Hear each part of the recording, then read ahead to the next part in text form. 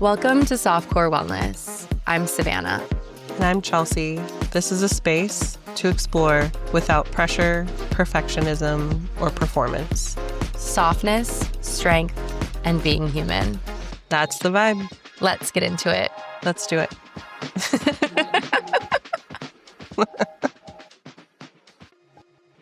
Welcome back to Softcore Wellness. So happy to see you again. We are here today celebrating Women's History Month, which started in 1987. Sadly, not that long ago. No. But we're here to celebrate women and talk through our experiences being in women's bodies. We do want to say that our experience in our lives has been as women in women's bodies. And so this podcast will be us sharing our personal experiences and some historical milestones for women in wellness. But we want to be clear that we do not want to exclude any of our trans or non-binary friends. We do think there are things in this podcast that anyone can hear and relate to. If you are living in a body with a uterus or living in a body that represents or presents as female at any point in your life, that I do think you'll see and hear things that sound like you. And we always want to do better and be better. We do consider ourselves allies to the trans and non-binary community. So as always, please call us in if we don't get something right. Yeah. We always want to do better. But on that note.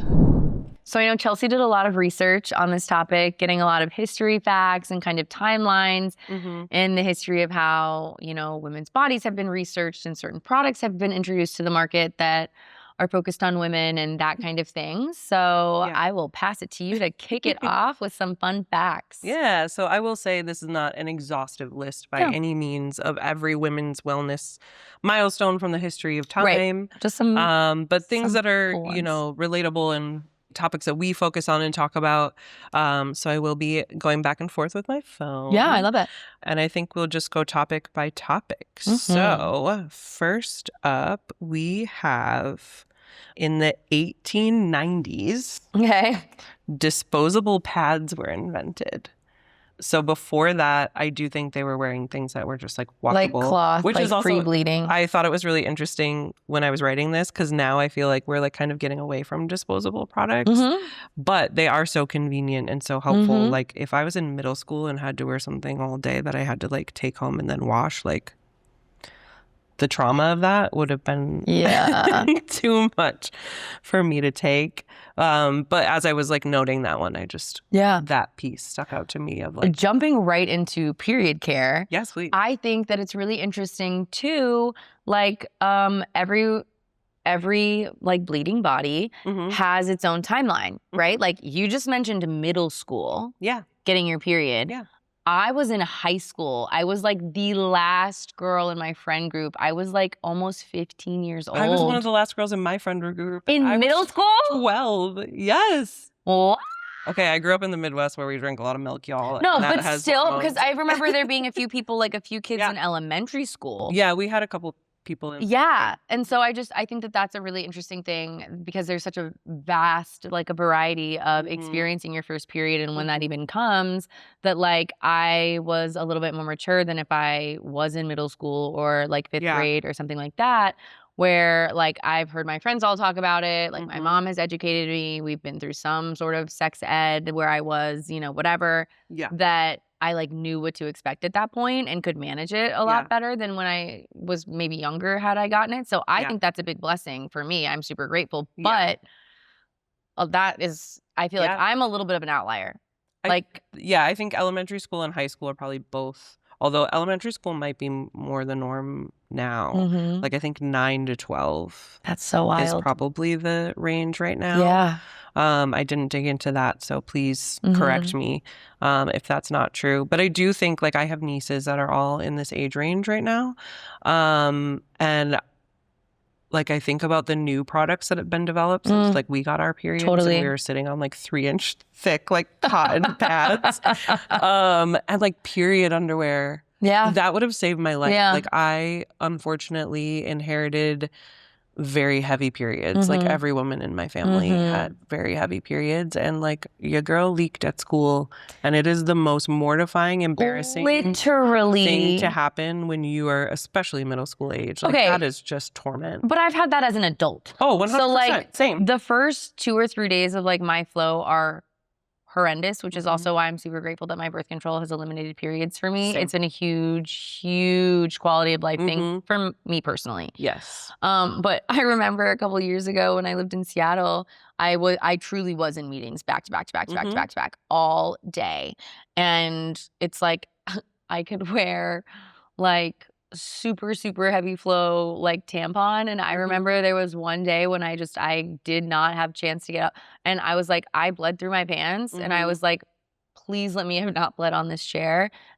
I mean, I didn't. It wouldn't have been the end of the world, obviously, because we also worked in like healthcare. So but still, but still, like my friend had to give me an extra set of pants, so I didn't have to go home. And like then obviously I was really crampy too because it was such a heavy flow. It was just a whole thing that there is always that fear of like, am I gonna bleed through my pants? Yeah. Are we scared to wear the color white? Yeah. Like, oh yeah, all the things. Yeah. I'm scared to wear white for many reasons, but yeah, I'm just such a mess. It would be white for 30 minutes, and then it's like, well, 100%. That was fun. But Get a cute pic. No, I mean, I'm so grateful now that there are more options. Like I said, period underwear changed my life in my late 20s and early 30s. Yeah. Because it was just like a backup. And I could wear it overnight or whatever and didn't feel like... I've always been a pad wearer. I have some anatomy things that make tampons impossible. Yeah. So like just 7 days with like that plasticky mesh of pads. So the moisture. Yeah, right? So to have period underwear where like things can breathe a little bit more and like it's either a backup or like the only thing on a lighter day, like life-saving. So like I'm sure that's how women in the 1890s felt when they're like, oh God, like I can have a pad that I can just throw away and never think about again. Like, I can't even imagine. Although I do remember, I don't know if anyone read this book other than me. It's very old and like our moms. But Are You There, God? It's Me, Margaret. I didn't read that one. I have heard about it my whole childhood, but I didn't read it. So she gets her period in the book and she's describing putting on a pad. And like, I don't remember the details, but like I feel like she describes it as something like she had to like put around her waist and then like strap it. Like it was crazy. So like pads didn't used to just like stick in your underwear. Like it was a whole thing in like the 60s still. Yeah, I mean, So like there has just been like leaps and bounds. I feel like we could do a whole episode on just menstruation. Honestly, we probably should. We'll get a gynecologist in, and we can go through all the like history of all the special products and stuff. But yeah, it's just really interesting to think about and reflect on like, thank goodness we have so many other options. And like, if you're an athlete or if you have anatomical issues and can't do tampons or like the menstrual cups or whatever, like it's so nice. Oh, I love a Diva cup actually. Yeah. I know a ton of people who love them. Love a Diva cup. I'll share a weird fact about me, although it's probably not that weird, maybe for people that wear Diva cups because they're more comfortable with like, you know, dealing with it. Yeah. But I definitely went through a phase where I would paint with my menstrual blood on rocks, and it was a really fun self-love practice. Honestly, I love that so much. But I do. I love the Diva cup because you could wear it for long periods of time, and you're not worried about like toxic shock syndrome. Especially like I'm a hypochondriac, so I would be like, what time did I put my tampon in? Okay, got to get it out. Don't want to die today. Like, you know, I take it a little overboard. So that was great. Yeah. And like I would say it took a while to kind of get like the insertion and the way that it kind of has to like suction and sit in there. Like it took a couple tries to like... Some are like easier to pull out than others. To get into the groove. Yeah. But I feel like once I had it, that was what I was using before like birth control stopped, like before I went on a different protocol and stuff. Because it was really great and sustainable. Yeah. You boil it in hot water, sanitize it. There's special sanitizing, special soap that they bring. I mean... sustainability and that great. So great. I always thought it was interesting, like maybe this is TMI about how Chelsea's brain works, but like when you're wearing a pad or a tampon, like you can't really tell like amount? Like, obviously, it's a lot or a little, but like, Sure. I always thought it would be interesting That's with true. the menstrual cups that you can like, Yeah, you can actually like see totally. because in my mind, I'm bleeding and bleeding and bleeding and bleeding. And Yeah. I'm sure with a Diva cut, you're like, oh, okay. Well, Yeah, that's true. it's not like overflowing. I mean, maybe sometimes, but sometimes. But yeah, that's a great point too. yeah. That is, I think, an interesting concept to like track, right? Because like if you get certain like chest or like breast dogs or reductions or things you get with other surgeries too, you get why isn't my brain working? Why isn't my brain working? Oh, drains. You get drains put in. Yeah. There it is. Yeah, so you get the drains put in and you monitor like how much fluid, and it's not, I mean, it looks like blood because there is blood in it, but it's also other fluids that your body is like excreting. And so you're monitoring like that so that you kind of know the cycle of the healing process and like when to switch it out. And so I think that, I don't know, it's just a fun metric to track, I guess. I don't. I love Again, data. I'm not a doctor, so I don't know if it really serves any purpose to know like I bled this many fluid ounces or whatever. Well, I do think like heavy bleeding can be a symptom of other things or cause issues and anemia and whatever. So totally. There's a lot of reasons it's good to know. But so I like that. Like I would like to track something like that. So very cool. Yeah, I think that's a good one. Interesting. So along with that, I think just noting for people who don't live in a female body or have a menstrual cycle, like how much it impacts your energy. And I mean, we've talked about it in other episodes about workouts and needing to change depending on where you are in your cycle, but it also impacts coordination and strength and your recovery. It's not just like your mood and crampiness and like maybe I'm a little more tired. Like it genuinely impacts your ability to do certain things. And your pain levels. It impacts how sensitive your nociceptors. Wait, what's that? Those are your pain receptors. Oh, okay. How strong that they're reacting to certain stimuli and things like that. So my mom and I had some like laser hair removal done like when I was like a senior in high school or something like that. And I remember the esthetician was like, let's try to time it with your cycle so that you're not coming in when you're like super sensitive, because you're also like adding like a topical numbing cream and stuff. Yeah. But I mean, it's still uncomfortable, right? Yeah, like totally. It is like a hot little rubber band going beep, beep, beep, beep, beep.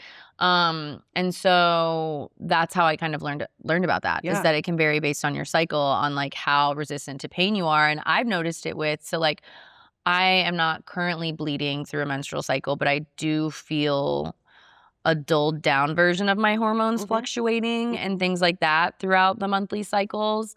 But I notice it when I go to Sweat House. How tolerant is my body to the extreme heat and the extreme cold? Because I know, we've gone many times together, and like I've told you, there are some days like I can sit in that cold water I don't think I've done it more than 4 minutes, but then there are some days like you've seen, I like hop into a quick dunk because my body is like, heck no today. And it could be correlated to that. Yeah. Well, and my favorite data point lately is just that like cold plunges are good for women and for men, but the temperature should be different. That's correct. And women, it shouldn't be quite as cold as it is for men. So we're like in the 50, 55 degree range. Yeah. And men can go much colder. If for us, it triggers like that cortisol hormone domino effect if it's much colder than that. Yeah. I think the other thing with periods too to note is that most workout plans ignore the menstrual cycle. So like I do think people are getting better, and with having more female trainers and coaches, like, and people who understand those cycles. I know we work with a man who coaches men and women, and when he has a woman hop on a call who's his client and says, I'm on my period, he's like, cool, you don't have to do anything today. Yeah. Like you can if you want to, and if you feel like you're ready, especially if you're towards the end of your period. Yeah. But if you are actively bleeding and it feels impossible. Yeah. Totally. That's okay. That's where you are in your cycle and leading up to physically bleeding. Right. Yeah. I had a manager at the last job, the last company that I worked in. Both he and his wife were like, I don't want to, semi-professional athletes, I guess. He's like a professional bodybuilder. He is an entrepreneur. He's incredible, does so much cool stuff. And his wife is like a marathon runner and like all these things. So they're both very fit, very active.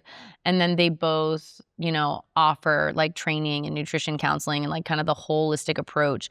And so he would always tell us as a team, because he was like a very connected manager, that if anyone ever, you know, wanted just some like tips or whatever. And like, I have a friend that I met through work who did, you know, meet with him a couple times, and it really helped her because he had given her focus of like, this is how we shift your workouts through the month with your menstrual cycle so that you can maximize the state that your body's in and like the work that you're doing. And she said it made all the difference in having someone that helped plan the entire month based on her cycle and holding space for that. Yeah, I love that he was that tapped in. Yeah. It's really cool. I mean, I think, and just a reminder for anyone who doesn't know, for those living in a male body, their hormonal cycle is 24 hours. So like, oh yeah, for them, if they find a time of day that is good to work out, that time of day, in theory, most days is going to feel great. Yeah. For us, our cycle is 28 days or 30. It's approximate, but most people are around 28. And so for us, it's day by day, week by week. It's not a 24-hour cycle. So there's also, just with women's history and talking about this in general, there's so many things in society built around a daily hormonal cycle that we have to fit our bodies and our lives into.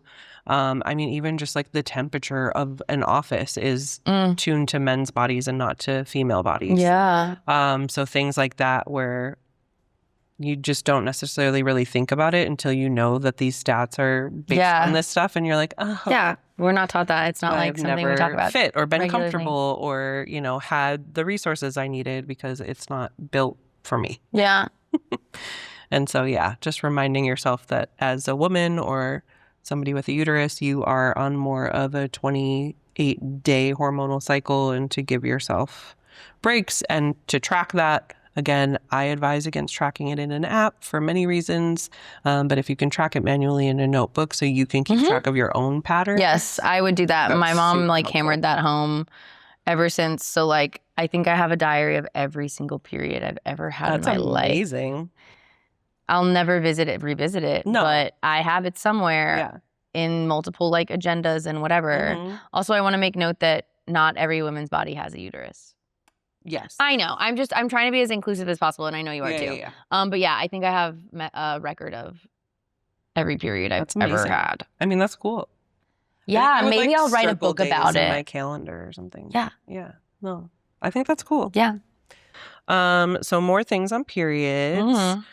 Up to 90% of people who menstruate experience PMS symptoms at some point, but we're often told it's just like normal and not worth addressing. But some people have extreme, like I've gone to the ER for my cramps before. I've thrown up from my cramps before. Like I've probably bled more than like I healthily should have. And like in reality, we're just expected to go to work. We're expected to go to school. We're expected to do whatever. Thank goodness I had a mom who worked in the medical field, and she was like, She also had terrible periods. So she was like, if you weren't feeling it today, you're staying home. That's fine. Yeah, literally. Like, sleep. Yeah, there were days that I wouldn't be able to go to work because, and it doesn't matter like what medicine I took. Like I would also throw up. I would be in so much pain.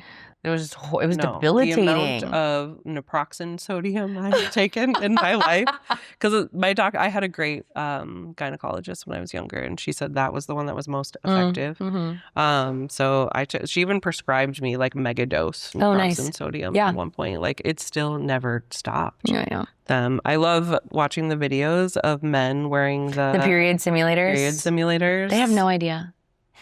They really have no, but I mean, you can't fault them. They have no idea because they have no idea. Why would they? But also, every man wear it so that you can have a little more patience. Yeah. Because that's just like part of it. Like, yes, cramps suck and they're terrible, but like, bleeding is uncomfortable. Like, it's not like physical pain of the blood coming out, but like the feeling of it is uncomfortable and gross, and like, I mean, I don't want to say gross because it is also magical and amazing. Of course. Wonderful. Yes. But like, I mean, I know people talk about like period farts and like the weird things that happen down there when you're wearing a pad, and like your boobs can get tender, like so sore and tender, like leading up to and during your Horrible. period and halfway in between sometimes. Mm-hmm. And like your appetite shifts and there's period poops and like there's so many things that happen. We're going to have to put a around bodily period. fluid trigger warning at the beginning of this episode. Yeah, we're talking about it all. But I mean, it's a body. We all have It's true. bodies. Yeah. Things happen in our bodies. I'm sure men have all sorts of things that happen in their bodies. I just don't know what they I are. mean, bodies do weird stuff when we're not on our periods. Yeah. They just do some weird things sometimes. They have a mind of their own. But with that, like I've seen more and more companies giving to any employee with a uterus unlimited menstrual leave. And like I think that's amazing and important and supportive because it is really hard to work on those Sometimes days. totally, It's yes. so miserable and all you want to do is sleep with a heating pad wrapped around you. Yeah, because I would be so much more productive if I had the rest time and then was like on my game when I was feeling better. Yeah, trying to like push through is really hard. Yeah. I promise not all of the wellness milestones are about periods. So then in 1960, the birth control pill was invented. Cool. Obviously, before that, there were birth control methods. I think the diaphragm was invented in the 1800s. And I know there's been condoms forever. And they used to really be made from like skin. Okay, that's enough. But anyways, I know that's so I sweetness, don't but know. it's just weird sometimes. I don't know if that means it's the first like hormonal birth control. I don't know if there was one that came before that. But the 1960s also weren't that long ago. Like that's I mean, well, think about science. Like we're still learning so much, and the medical access and research and stuff. It feels like it's been around forever, but it really hasn't. Yeah. At least in the Western methods and stuff, right? Like you've got like old school ancient herbal medicine that has been so successful for centuries and centuries and centuries. There's a place for all of it for sure. Yeah. I do want to note too that like obviously it's called a birth control pill, but it's used for so many different things. Yep. I was prescribed it because my periods were so miserable. Same. My doctor hoped that it would help relieve some of that for me and shorten my periods and make all of that more palatable every month, I guess. Unfortunately, I was really sensitive to the hormones, even on the lowest dose that the pill never worked for me personally. But I'm grateful that people recognize it and use it for different things. I know they use it as an acne treatment for a lot of women. Yeah. It helps like contain that. Yeah. I'm sure there's other things too, probably migraines and different things. Yep. And I think so. And when you have migraines, you cannot take estrogen because it can cause strokes. So as someone that gets migraines, I can only take progesterone. Okay. Hormonal birth control. But I think it's important to note too, like any kind of medication or any kind of thing, it is a trial and error basis. Yes, like absolutely. I was prescribed and I didn't want to commit to having an IUD or like the next one on implant. So I was like, I'm a hypochondriac. I can take a pill at the same time every day because my brain will not let me skip it. So I was like, I'll just start with this, see how it goes. And again, it was because I was having such bad cramping, horrible like breast tenderness, like really heavy flows. I mean, I was miserable. It was debilitating for 2 to 3 days of every month. Horrific. And wow, I haven't had a period since I started. And it's been super life-changing, and that has really helped the quality of life for me, and I've been really grateful. And so with me having such a positive experience, I will tell everyone because I'm like, this helped me so much. This is so cool. But it doesn't work for everyone, and here's an example. I told, obviously, all my friends, and one of them decided to try it for her personal reasons. She didn't stop bleeding. I don't know what it did, but her body freaked out. She, I think, too, had to go to the ER where they were like, stop taking this immediately. We need to get you, like, you should not be bleeding like this every single day for this, however long it has been.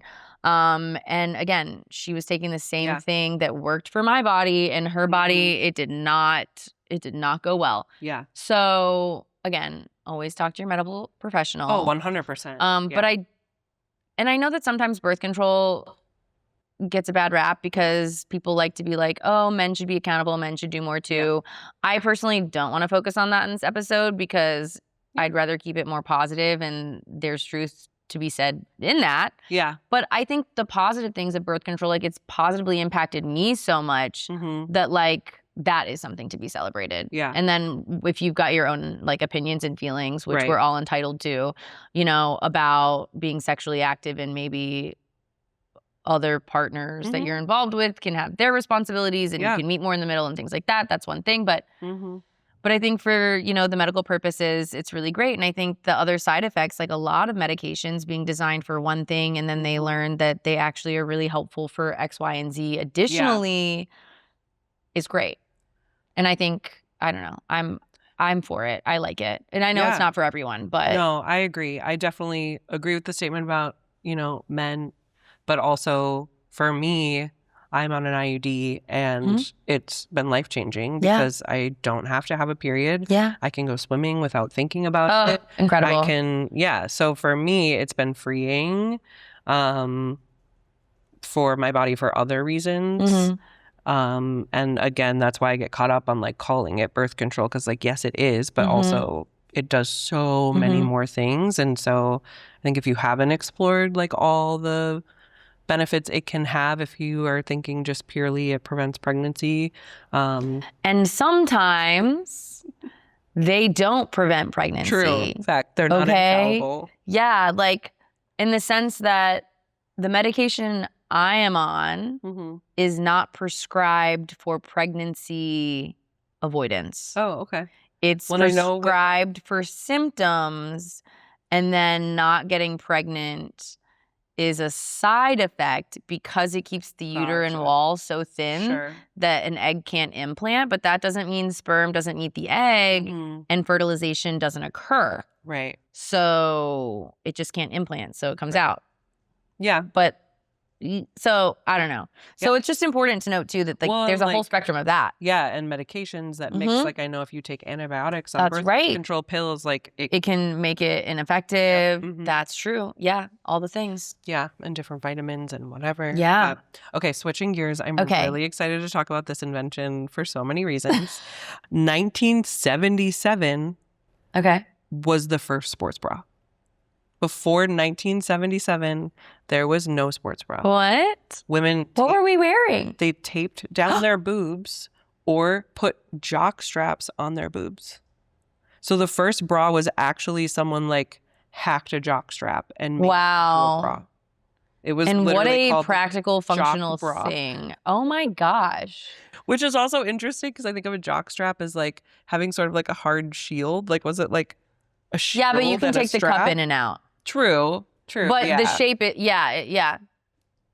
So that was the first. Because it's like, you know. Strap. Yeah, true. Because it's the cup and the jock. Clearly. Yeah, but it's still not like fully fitted for a boob. No. We can make it work, but it's not the same. That is a fun fact. That is wild. I think I have some opinions about bras. Same. Yeah. And yeah. I think it's interesting because my journey with bras has just been its own journey. I feel like growing up as a female in America where we sexualize women and objectify them, it was all about like pretty bras and making your boobs, push them up, make them look bigger and all the things. So I was begging my mom for a bra before I ever needed one. The water bra? Oh, yeah. I was like, oh, I have no boobs. Can we go get a padded bra? Again, because also I was like later bloomer in puberty. So I had a flatter chest while my friends had boobs and stuff like that. So tardy to that party, I had my own, journey. Yeah. And then senior year of high school. You blossomed? I decided. Oh. I decided I'm only wearing sports bras. Interesting. But also that's because I went through a different phase where I went from like wanting like bigger boobs to wanting to be like that supermodel thin, which is also not my body type. Yeah. To having like no boobs. And so I liked that it flattened them out. So yeah, I've had an interesting journey and relationship with bras and my boobs and all the things and expressing myself with my boobs Hey, Never heard that before. It's a but yeah, thing. it is. It's a thing. Like, I had a therapist that was like, you should buy lingerie Yeah. for yourself Oh, absolutely. to Everybody feel should. beautiful in I your agree. skin. And that was really awkward at first, actually. I'm like, this is weird. And then I was like, oh, okay, this is a fun little self-care practice. Anyways, I'd love to hear about your boobs. It's their time to shine. I feel like it is always their time to shine because they're there. They're there. Since I was 9, apparently, when I was forcibly gifted my first bra by someone who thought it was time. I don't know. I don't remember what like they looked like. They weren't bothering me at the time, so I didn't know. But I definitely like had boobs. And like large boobs before everyone else. I got made fun of, actually. One boy was like, the bigger the nose, the bigger the boobs, which I'm just what? Where does it even come from? Kids are like, so I know ridiculous. My nose isn't small, but like, and what? so Why? savage. Like in 5th grade. I'm like, also, why are you thinking about my boobs so much, sir?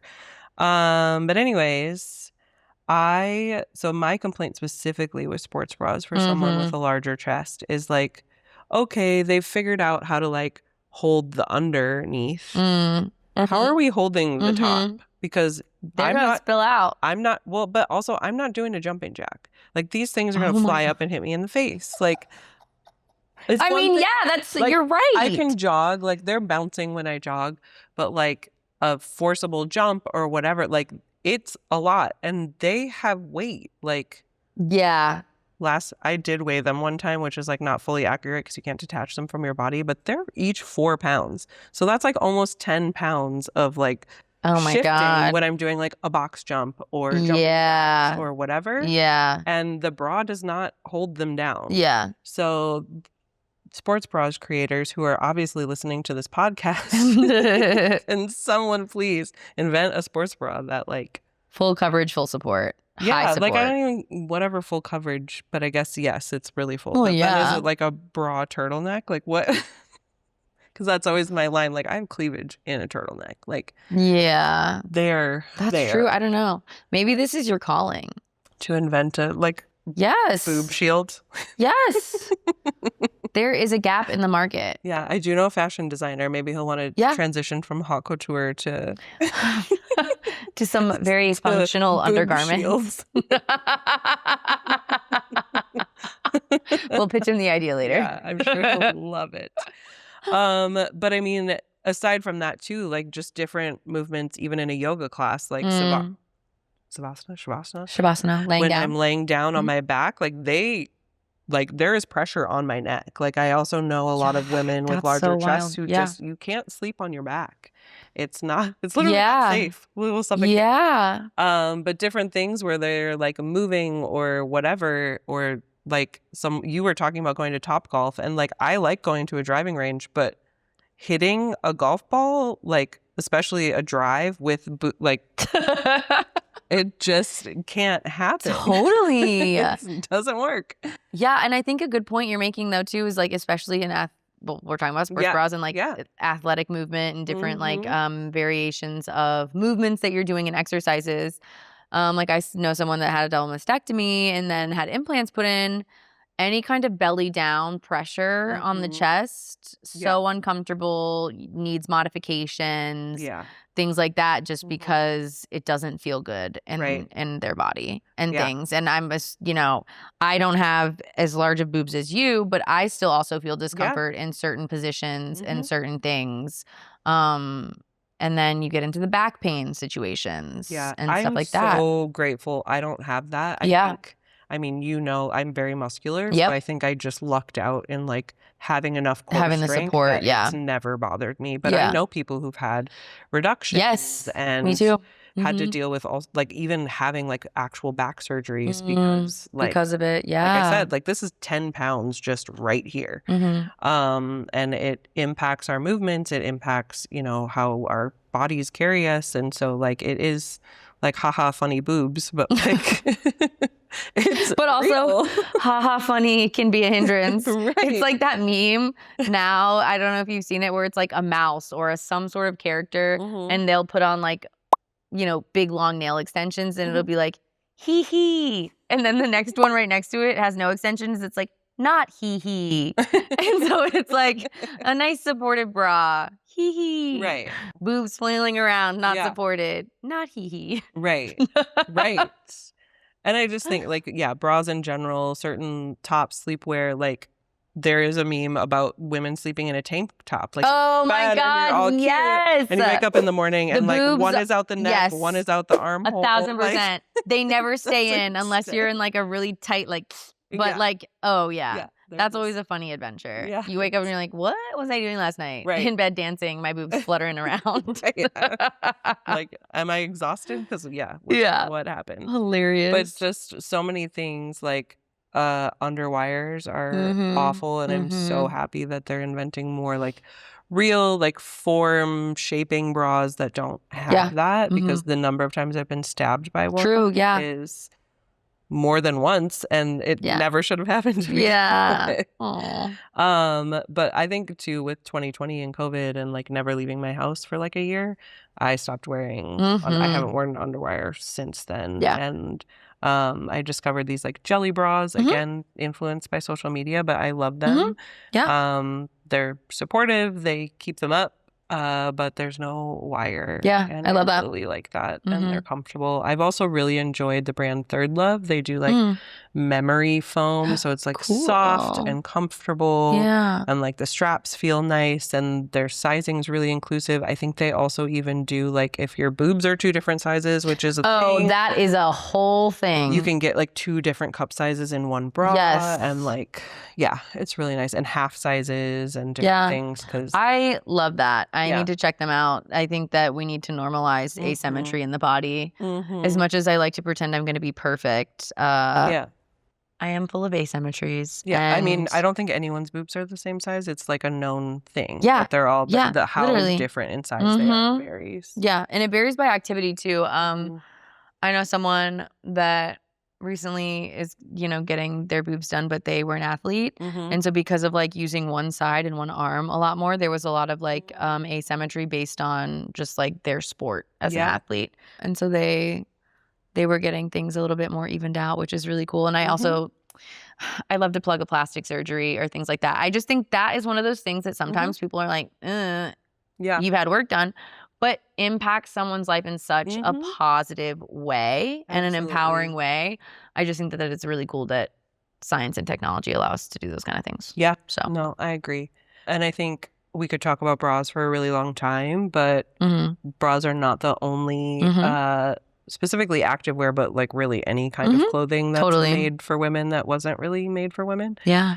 So I know leggings is a hot button topic just in fitness in general. Like, are these squat proof? Like, are these roll proof? Are these like, are they gonna move around while I'm working out? Like, I need something that's gonna stay put. Stay put. And you know me, I gripe about it all the time.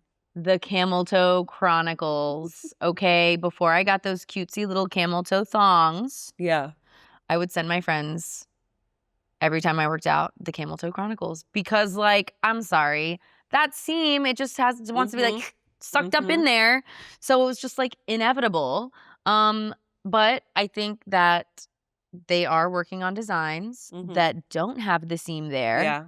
Big fan. I do really actually love the camel toe thongs personally. And I know they have some designs that aren't thongs, but I like it because it still feels like supportive in a way. It's just like, I think, a mental thing. Yeah. I was one that I would never wear underwear under my leggings anyway, so I would freeball athletic activities, don't care. But I do like the camel toe underwear. But annoying. Let's get rid of the front seam in leggings, period. Literally, like, why? For real. Yeah. It's uncomfortable. I don't want to say it doesn't look pretty, because I think that that's I mean, vulva shaming. Yeah. And I'm not about to do that. No. I personally don't think everyone needs to run around seeing the shape of that on me. I'm not offended by anyone else. But yeah, let's like make designs that are made for women's bodies to empower them and compliment them. Also, while they're moving, like I personally have good, like, I love to look cute in a cute set because just for Yeah. my mental health, like, it's a thing. But, like, functionality is key, Absolutely. right?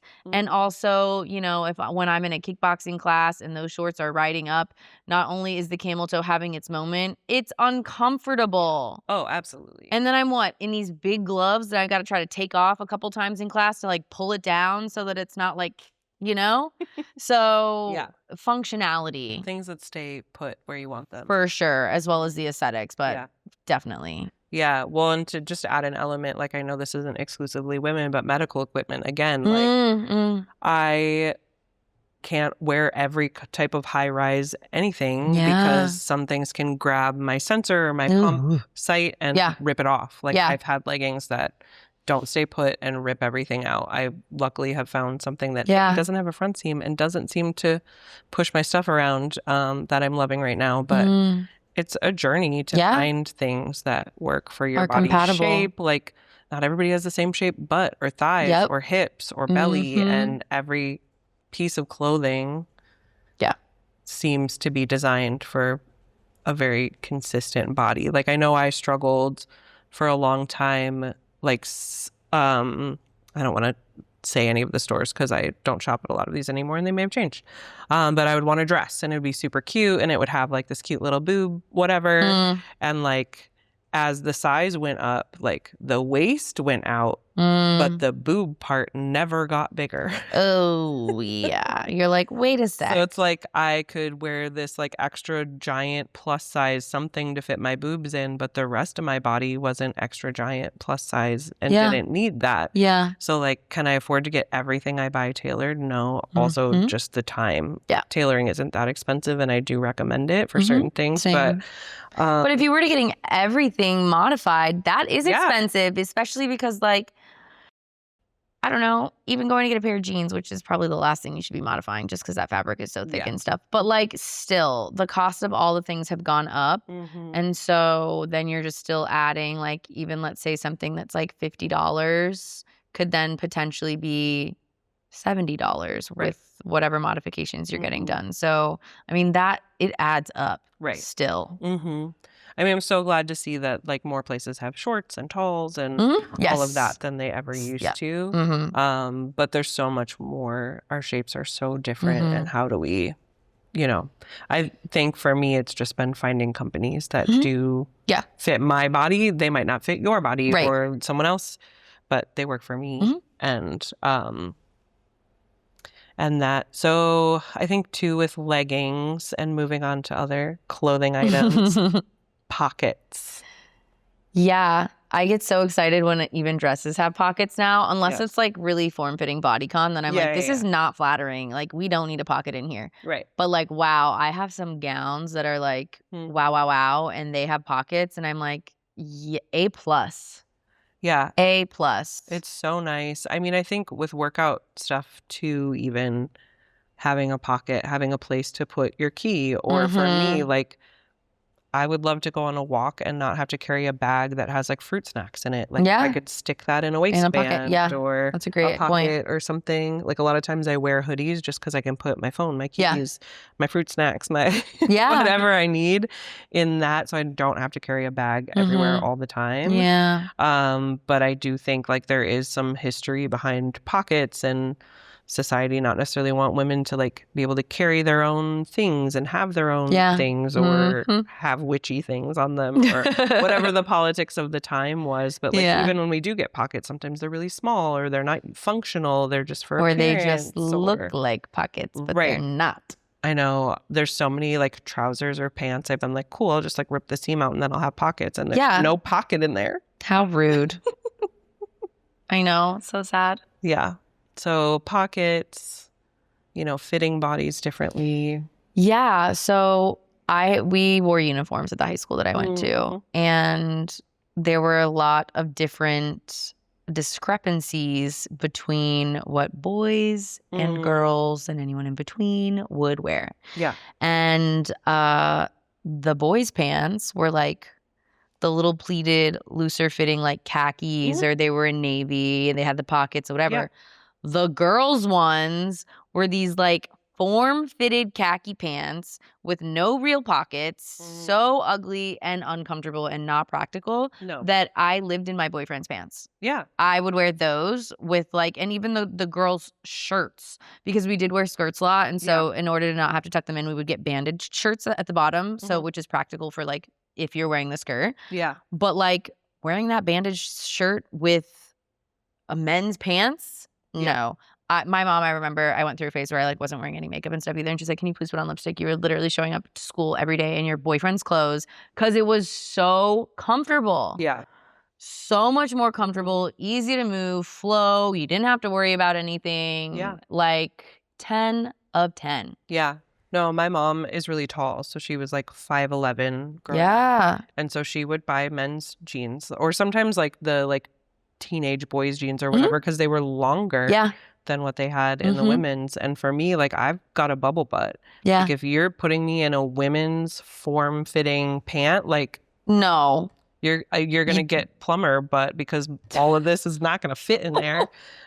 Yeah, I mean, I think that's the waist really... is going to have to be like gaping huge right, and it's not going to fit over my butt. Like I think maybe that's one thing that is good about the BBL fad is that the different proportions have allowed for butts now. more inclusive butt coverage. In a way, you know, whatever. The fashion body goes in and out, but that's so true, though.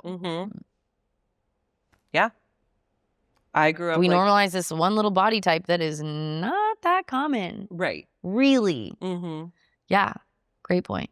Yeah. Luckily, I grew up in the era of like multiple layered tank tops underneath everything. Yes. And still do because I have to tuck that into my pants because my waist proportions are not the same. And so things don't fit the way they should. And I don't need to boon everybody. So I keep my little... I mean, we'd probably all enjoy it, but it is a great butt. You should be comfortable. Yeah. In your clothes every day. Yeah. I also have like PTSD from like being in elementary school. And if anyone's butt crack showed while you were having like circle time on the carpet, like they were persona non grata for oh my gosh weeks afterwards. So kids, man. It was like worse than farting, honestly. Oh my gosh. Wild behavior. They are so mean. So okay. The final milestone I have, and this one to me is heavy. Women were not included in medical research until 1991.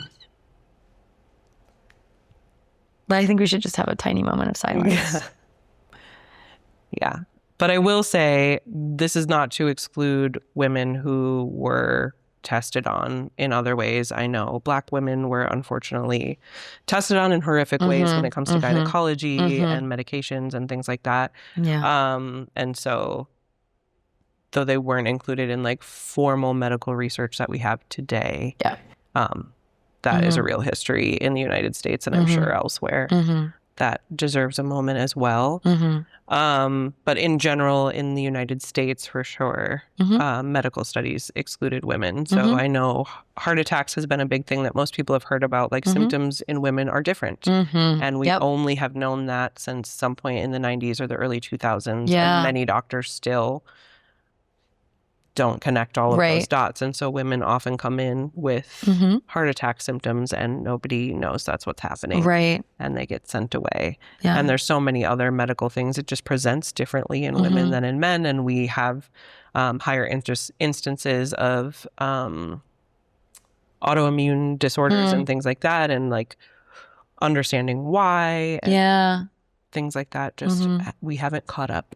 Yeah, definitely. And I want to throw a little highlight to P-Volve, a functional fitness method that I'm trained in and coach. But one thing that is so unique about them is they are science research based. Yeah. They have put a lot of funding into researching the aging of women, and they specialize a lot of their online and specialty classes based on, are you peri or postmenopausal? Are you pregnant? Are you going through IVF? Are you on a GLP-1? All of these different things that you can experience and tailoring the workouts to that, but also going down to their fundamentals, the core of what they do, being movement, longevity, and like Yeah. strength, stability, and mobility to support women at any age, especially like as we age, we, have issues with bone density. So it's really important to add, like, it can be a low impact, but an impact, right? Like you might not be doing jumping jacks to the like most aggressive degree, but even doing like little step out taps and stuff, Yeah. your brain is still getting the signal that you're getting the impact, and it is going to work on building bone density and things like that. So their entire method is about sustainability in creating the strength, Yeah. stability, and mobility in the body for women. And we do get men and other gender identities in the class. Always welcome. Yeah. Always, always welcome. But I think that that's one thing that sets them apart from other fitness methods is they've spent the time doing the research and the science backing, so that we can maximize results and longevity in women's bodies. And I think there's so much room for growth there too. Absolutely. 'Cause that Continuing to research is explore. relatively new. Very new. Like all of the advice leading up to probably like the 90s was like thinness is healthy, not, having huge bulking muscles on women and certain diet things. And now we know like the stronger you are when you're younger into your 30s and 40s, the better off you'll be as you age. The stronger your bones will be, the more mobile you'll be as you get older. So like now that it's shifted from like cardio thin only focus to building that strength and having that for mobility and longevity, which I think is great. I think you speaking to the nutrition part is really important too. Considering like reading some of the old little articles or ads where it would be like, we have a wine and a cigarette and one olive, or like these ridiculous, weird, no nutrient diets to stay thin or whatever. Like, we can't remember the publication, but they exist. Go Google it. Oh, we did like a vision boarding session and had these like ancient magazines earlier this year. Wild. And they were so cool and beautiful to look at, but like the cigarette ads and like the alcohol ads were insane. Yeah, unhinged. And so I think it's really interesting the shift that we have experienced, I'd say probably in the last, 5-10 years of one, body inclusivity, body positivity, health at every size, focusing on strength versus, the thinness type of thing. And, I think we're seeing in culture today where we are starting to, again, get into romanticizing that like heroin chic ultra thinness. But then you get into all the research on like eating disorders and stuff and how those can literally kill you. You get heart issues and all of these different, health issues when you're not getting the right nutrients, healthy fats, all of the things in your diet to let your brain function at its highest potential and like just get throughout the day. The 2,000 calorie diet may be outdated and whatever, but your body does need a baseline of calories to function at its best. Yeah. And then the rest, you can change based on your needs, based on your lifestyle, based on those things. Again, and just to say get that a professional opinion is higher than 1,000 calories. Just yes, throwing that out. No, it is.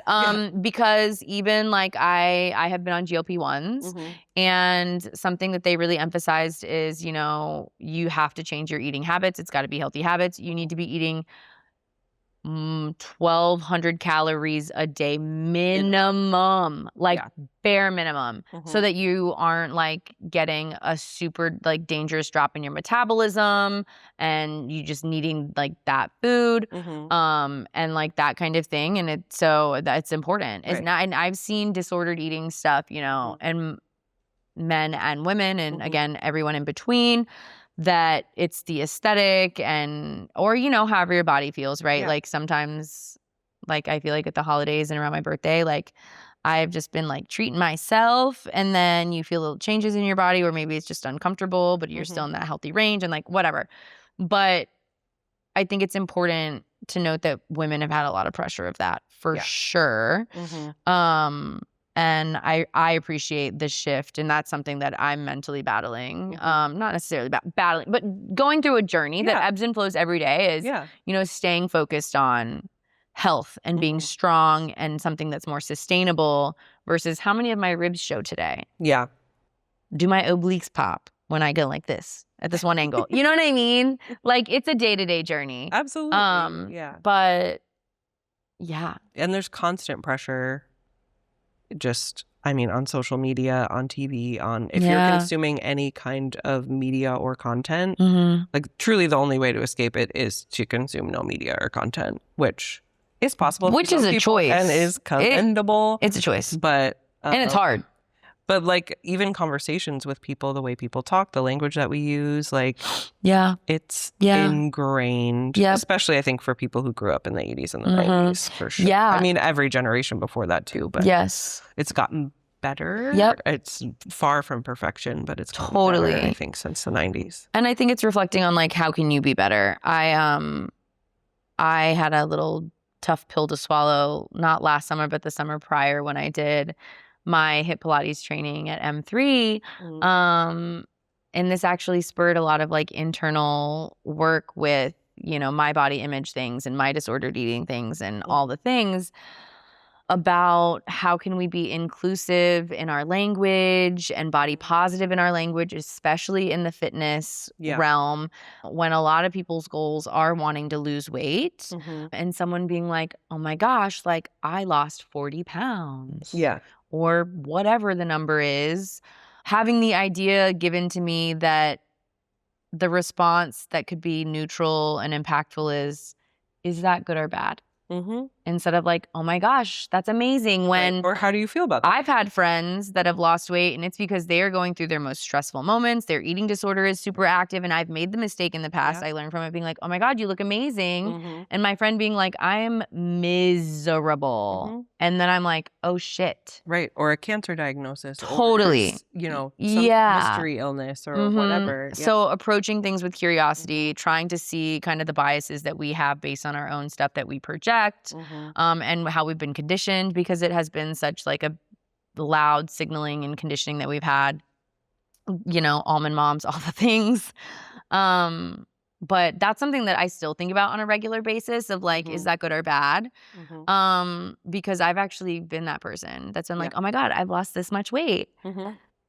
And it's like, oh, it's a reframe and it's humbling. And I think that it's just, I think it was, to me, it was a really impactful little piece of the training that we did. And it's something that I do think about regularly and try to continue to embody, not just when I'm in the fitness setting, but all the time throughout my experiences, approaching things with more curiosity instead of projecting my narrative on somebody else. It's hard. It is hard. Totally. It's a lot. Because we're the center of our own universe. And that's what I think of 24/7. We live in our brains. Yeah.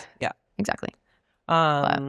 But no, it's good that you're working on that. And it's good that like in society, we seem to be improving. Like you said, though, we may be taking a step back in some areas because you're right. Like the thin is in again. But hopefully, you know, if you're in community with us and you're listening to this, you know, this is a space where we appreciate everybody. Diversity, variety. It's part of nature. Thin does not equate to health. I mean, as someone who lives in a world where diabetes is front and center, I've done a lot of work with people with all types of diabetes and experience people who get misdiagnosed because they're thin and they have type 2 diabetes and their doctor refuses to believe that that could possibly be what they have. Or people in bigger bodies who are diagnosed with type 1 later, doctors refusing to believe they have type 1. And then they're really in a bad treatment program because you need insulin and your doctor doesn't want to give it to you because they don't believe you have type 1. Which there's tests for that. And it's crazy that people aren't getting the appropriate tests, but that's a whole nother issue. But like thinness is not representative of health. And there are people in bigger bodies who are extremely healthy. If you're looking for an amazing role model, I think I've talked about her before, but Jessamine Stanley is an incredible yoga teacher who's on social media. And she was just talking today. She's going through something that, yeah, right. Or, I mean, I think asking someone if it's good or bad, if they share it with you, or just asking how they feel, or if you notice a change in their body, asking how they're feeling. Yeah. And maybe they'll open up, or maybe they won't, or whatever. We're all at different comfort levels with where our body's at. But yeah, I love that. So that's the end of my little list of women's history wellness milestones. Again, very short, very high level, just a few little treats. Things that I knew would be interesting for us. Yeah, I would love to hear if anyone knows of other things. I mean, obviously we can do more research, but anything that has adding like Title IX and like a whole bunch of and things that like have impacted you or you found really fascinating. And it also doesn't have to be linked to women either. We're here for all the listeners to share their experiences down in the comments and create the community. But we do want to thank you for listening for Women's History Month and holding the space for us and, all women identifying humans in the world. So. And all the different bodies that come along with it. That's right. And I guess we'll catch you next time. Yeah. You ready? Yeah. You want to count us 3, down? 2, 1. In softness we thrive. Thank you for listening to Softcore Wellness. We'd like to thank our team at Focal Point Narrative, Soul Flows Studios, the Union Fit Hub, Stella at Star Metals in West Midtown, Atlanta, Georgia. And don't forget to like and subscribe on YouTube and anywhere else that you listen. You can find us on our socials at We Are Softcore Wellness. Thanks for tuning in, and we'll catch you next time.